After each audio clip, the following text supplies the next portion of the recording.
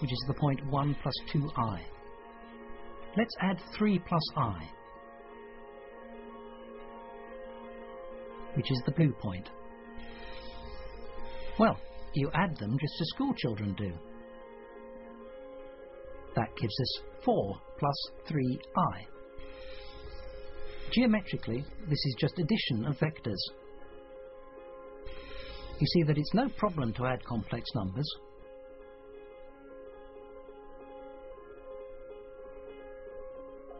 Much more interestingly, these complex numbers can also be multiplied, just like real numbers. Let's see. We know how to multiply a complex number by 2, for instance. 2 times 1 plus 2i gives 2 plus 4i. Geometrically, multiplying by 2 is easy. It's just scaling up by a factor of 2. If we double the red point, we get the green point. Multiplying by I is not difficult either, since we know that I corresponds to a quarter turn.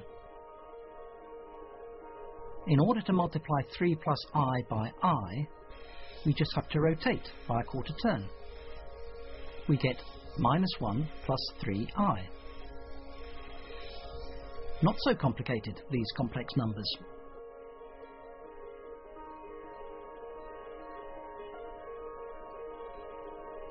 And finally, we can multiply any two complex numbers with no problem whatsoever.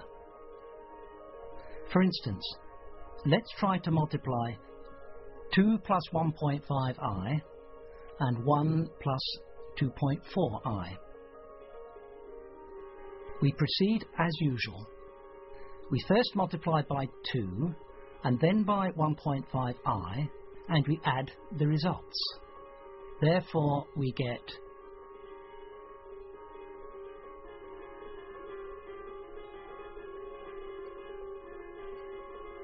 which is minus 2 plus 4.8i minus 1.5i plus 3.6i times I.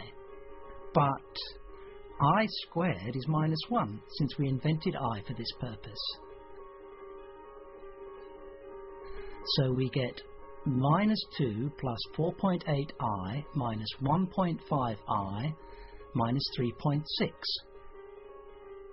And tidying up, that gives us minus 2 minus 3.6 plus 4.8i minus 2.5i, giving us in all minus 5.6 plus 3.3i. There you are. We know how to multiply complex numbers. In other words, we can multiply points in a plane. That's amazing. We thought that the plane was dimension 2, since 2 numbers are necessary to locate a point. And now I'm telling you that 1 number is enough. Of course, we changed our numbers, and now we are dealing with complex numbers. It seems the right time to define 2 notions, the modulus and the argument of a complex number.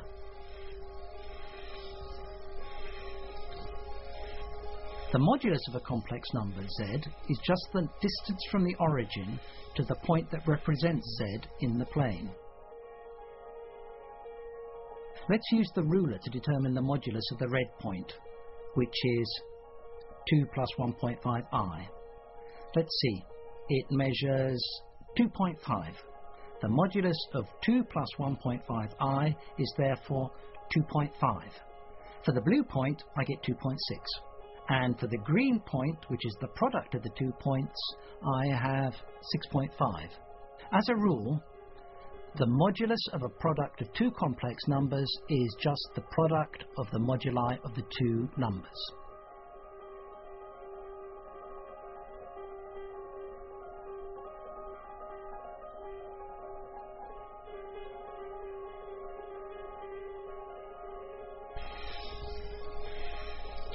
The argument of a complex number is measured by the angle between the abscissa axis and the straight line joining the origin to the point.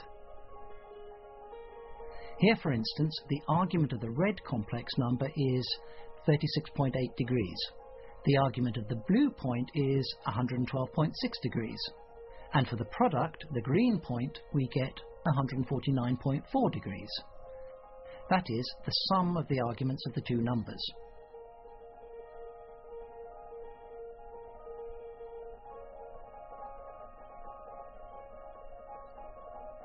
When we multiply two complex numbers, moduli are multiplied and arguments are added.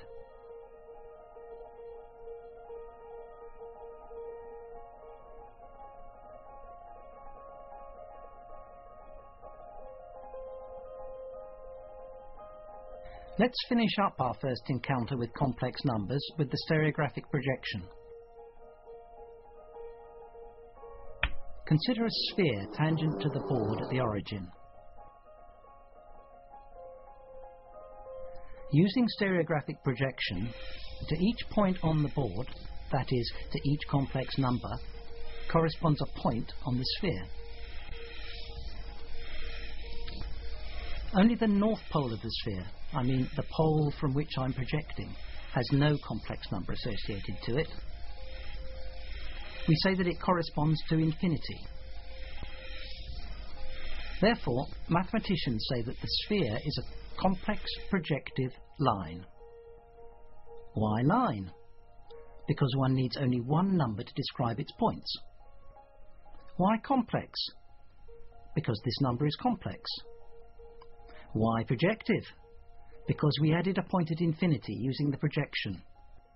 Aren't mathematicians strange when they try to tell us that the sphere is a straight line?